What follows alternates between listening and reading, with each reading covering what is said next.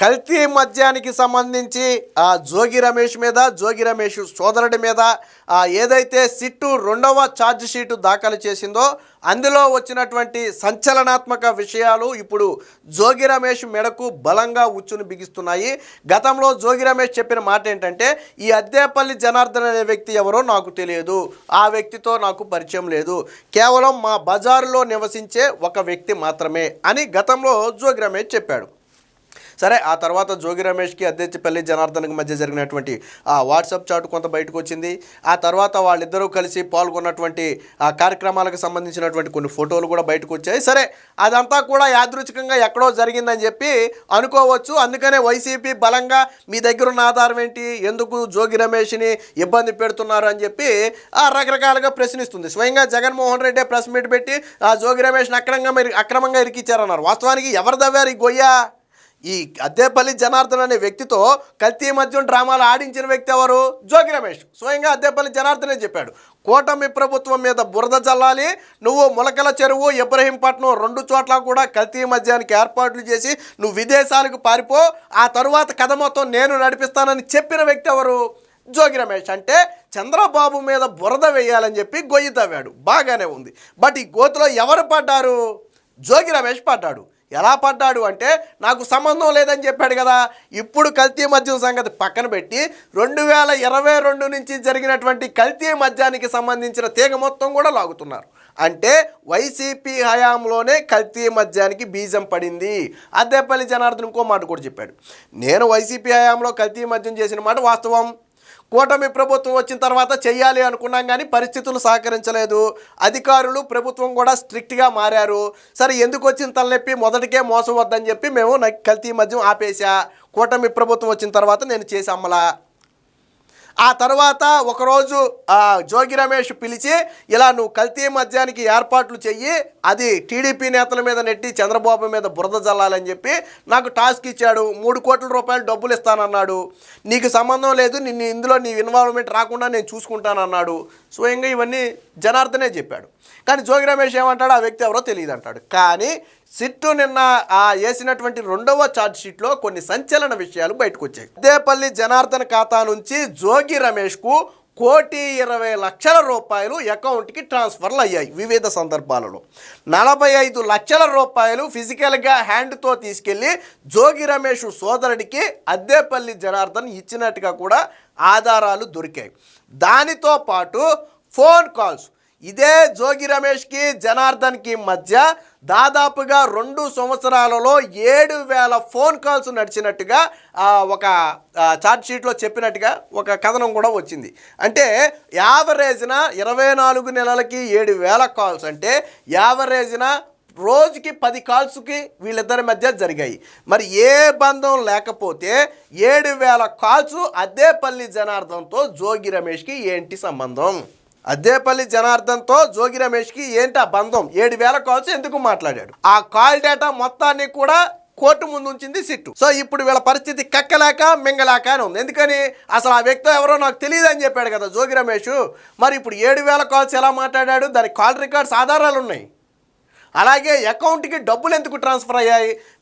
Sit చెబుతున్నటువంటి లెక్క ప్రకారం ప్రతి నెల 3 నుంచి 5 లక్షల రూపాయలు లంచం రూపంలో జోగి రమేష్కి, జోగి రమేష్ సోదరుడికి అందుతున్న మాట వాస్తవం. అవి అద్దేపల్లి జనార్దన్ సోదరుడు తీసుకెళ్ళి ఇస్తున్నారు.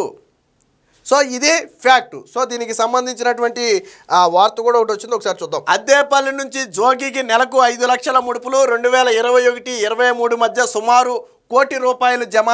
రమేష్ చిన్నాన్న ఆధ్వర్యంలో ఖాతాలు. 2023-25 మధ్య 7,000 ఫోన్ కాల్స్. నకిలీ మద్యం కేసులో జోగి బ్రదర్స్పై 100 పేజీల సప్లిమెంటరీ ఛార్జ్ షీటు దాఖలు చేసినటువంటి సిట్టు. సో ఇటు అదే బ్యాంకు ఖాతాలకు, జోగి ఖాతాకు అద్దేపల్లి జనార్దన్ ఖాతా నుంచి డబ్బులు ట్రాన్స్ఫర్ అయ్యాయి ఒకటి. రెండోది, వీరి మధ్య 7,000 కాల్స్ నడిచాయి. ఈ 2 జాలు వాళ్ళ మధ్య బంధం ఉంది అనటానికి. అది ఏ బంధమో వాళ్ళే చెప్పాలా. లిక్కర్ బంధం కాకపోతే, కల్తీ మద్యం బంధం కాకపోతే నువ్వు అన్ని ఫోన్ కాల్స్ ఎందుకు మాట్లాడాలి? అన్ని డబ్బులు నీ అకౌంట్లోకి ఎందుకు వచ్చి పడాలి? సో ఇది కమిషన్ల రూపంలోనే 1 కోటి రూపాయలు కొట్టేశాడు అంటే ఇంకా ఎంత కొట్టేసి ఉంటాడో చూడండి. నకిలీ మద్యం వ్యవహారంలో సూత్రధారి అద్దేపల్లి జనార్దన్ రావు ఆయన సోదరుడు నుంచి వైసీపీ నేత మాజీ మంత్రి జోగి రమేష్కు నెలకు 3 నుంచి 5 లక్షల రూపాయలు ముడుపులు అందినట్టుగా తెలిసింది. అదేవిధంగా అద్దేపల్లి సోదరులు జోగికి మధ్య 2023-25లో 7,000కు పైగా ఫోన్ సంభాషణలు జరిగాయి. ఈ మేరకు నకిలీ మద్యం కేసును విచారిస్తున్న ప్రత్యేక దర్యాప్తు బృందం అధికారులు జోగి బ్రదర్స్పై సుమారు 100 పేజీలతో కూడిన సప్లిమెంటరీ ఛార్జిషీట్ను విజయవాడ 6వ అదనపు జ్యుడిషియల్ ఫస్ట్ క్లాసు మెజిస్ట్రేట్ కోర్టులో బుధవారం అయితే సమర్పించారు. సిట్ అధికారులు 8 మంది నిందితులను డిసెంబర్ 5న తొలి ఛార్జ్షీట్లో దాఖలు చేశారు. ఆ తర్వాత జరిగింది మనందరికీ తెలిసిందే. నిందితుల మధ్య జరిగిన సంభాషణలకు సంబంధించిన కాల్ డేటా, ఆర్థిక లావాదేవీలు అందులో వివరించినట్టుగా తెలిసింది. సుమారు 20 మంది సాక్షులను ఛార్జ్షీట్లో పేర్కొన్నారు. విశ్వసనీయ సమాచారం ప్రకారం నకిలీ మద్యం కేసులో ప్రధాన నిందితుడు అద్దేపల్లి జనార్దన్ రావు, ఆయన సోదరుడు జగన్మోహన్ రావు, జోగి రమేష్ సోదరులతో ఉన్న బంధం మొత్తాన్ని కూడా డీటెయిల్డ్గా వివరించినట్టుగా తెలుస్తుంది. అద్దేపల్లి సోదరుల నుంచి జోగి బ్రదర్స్కు నెలకు 3 నుంచి 5 లక్షల రూపాయల వరకు ముడుపులు అందినట్టుగా కూడా తెలుస్తుంది. అలాగే అద్దేపల్లి జనార్దన్ రావు 2021 నుంచి నకిలీ మద్యం తయారీని ఎలా మొదలుపెట్టారనే అంశాన్ని కూడా వివరించారు. ఇక హైదరాబాద్లోని నిజాంపేట నుండి విజయవాడకు మద్యం సరుకుని ఏ విధంగా ఎంతెంత పంపారనే వివరాలు కూడా ఉన్నాయి. 2023లో మొత్తంగా సుమారు 500 టిన్ల మద్యాన్ని విజయవాడలోని ఇబ్రహీంపట్నంలో నకిలీ మద్యం కేంద్రానికి తరలించినట్టుగా కొన్ని ఆధారాలను కూడా వాళ్ళైతే సేకరించడం జరిగింది. సో ఇది మొత్తంగా వీరి మధ్య సంబంధం. ఇక అద్దేపల్లి సోదరుల నుంచి జోగి సోదరుల బ్యాంకు ఖాతాలకు సుమారు 60 లక్షల వరకు చెల్లింపులు జరిగాయని పేర్కొన్నారు. ఒక 45 లక్షలు మాత్రం స్వయంగా క్యాష్ రూపంలో తీసుకెళ్లి జోగి రమేష్ సోదరుడికైతే అద్దేపల్లి సోదరులు ఇచ్చినట్టుగా కూడా తెలుస్తుంది. దీనికి సంబంధించినటువంటి మరొక కథనం కూడా ఉంది, ఒకసారి చూద్దాం. సో చెరపాలంటే చెరిగిపోదులే, సాంకేతిక ఆధారాలతో జోగి అద్దేపల్లి మైత్రి బంధం గుట్టురట్టు. నకిలీ మద్యం వ్యవహారంలో కలిసే కుట్రకు పాల్పడ్డారని తేల్చిన సిట్టు. నకిలీ మద్యం కేసులో ప్రధాన నిందితులు తమకు తెలియదని, వారితో సంబంధం లేదని జోగి సోదరులు బుకాయించిన సిట్టు శాస్త్రీయ ఆధారాలు సేకరించింది. ఆర్థిక లావాదేవీలతో పాటు సాంకేతిక ఆధారాలు కీలకంగా మారాయి. ఇవి జోగి అద్దేపల్లి సోదరుల బంధాన్ని బయటపెట్టాయి. నకిలీ మద్యం వ్యవహారంలో రమేష్, రాము ముఖ్య పాత్ర పోషించారని కోర్టుకు సమర్పించినటువంటి అనుబంధ ఛార్జ్షీట్లో పేర్కొన్నారు. ఫోను, వాట్సాప్ కాల్స్లో తరచుగా మాట్లాడుకునే వాళ్ళని చెప్పి ఈ సందర్భంగా సిట్ అధికారులు కూడా చెప్పడం జరిగింది. సో ఇబ్రహీంపట్నం నుంచే ఈ మొత్తానికి కూడా శ్రీకారం చుట్టినట్టుగా తెలుస్తుంది. ఈ కేసులో నిందితుల కాల్ డీటెయిల్స్, రికార్డులను సిట్ విశ్లేషించి ఇందులో ఎక్కువ మంది నిందితులు టవర్ లొకేషన్లు ఇబ్రహీంపట్నంలోనే చూపించాయి. ఇక్కడ నుంచే నకిలీ మద్యం తయారీకి ప్రణాళికకు కుట్ర తెరదీశారని తెలిపారు. సో కాల్ రికార్డింగ్లు, కామన్ లొకేషన్లు ఇబ్రహీంపట్నం, హైదరాబాద్, బెంగళూరులో చూపించాయి.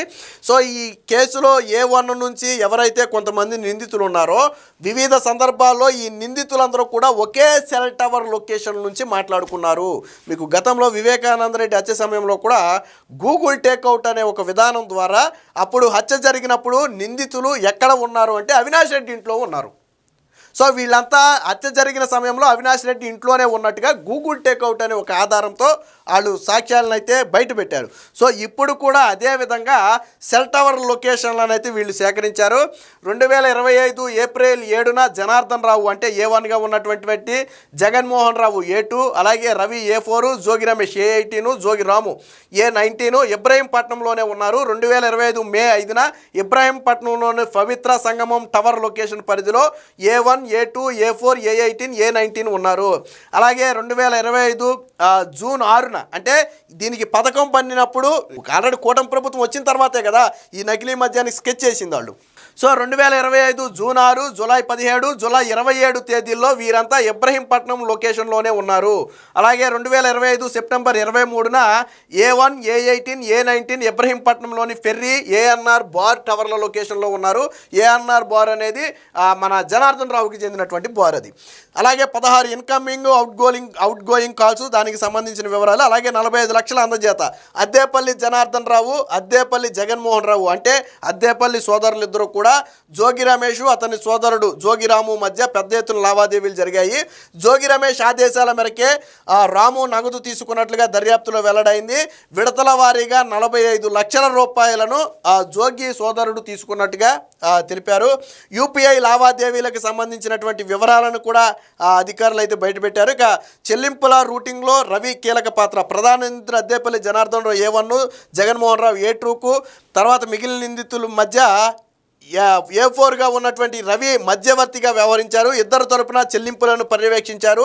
స్పిరిట్ ఎసెన్స్ సరఫరా చేసిన బాలాజీ, అతని కుమారుడు సుదర్శన్లకు మూతలు సీసాలు సరఫరా చేసిన ముత్తా మనోజ్ కుమారు, దారబోయిన ప్రసాదు, నకిలీ లేబళ్లను తయారు చేసిన సరఫరా చేసిన తలారి రంగయ్య, తాండ్రా రమేష్, అల్లా బక్షు, చెక్కా సతీష్లకు యూపీఐ బ్యాంక్ ఖాతాల ద్వారా నగదు బదిలీ. అంటే వీళ్ళు తయారు చేసినటువంటి నకిలీ మద్యానికి దాని లేబుల్ తయారు చేసింది ఒకడు, మూతలు చేసింది ఒకడు, దానికి నకిలీ మద్యం కోసం స్పిరిట్ సరఫరా చేసింది ఒకడు.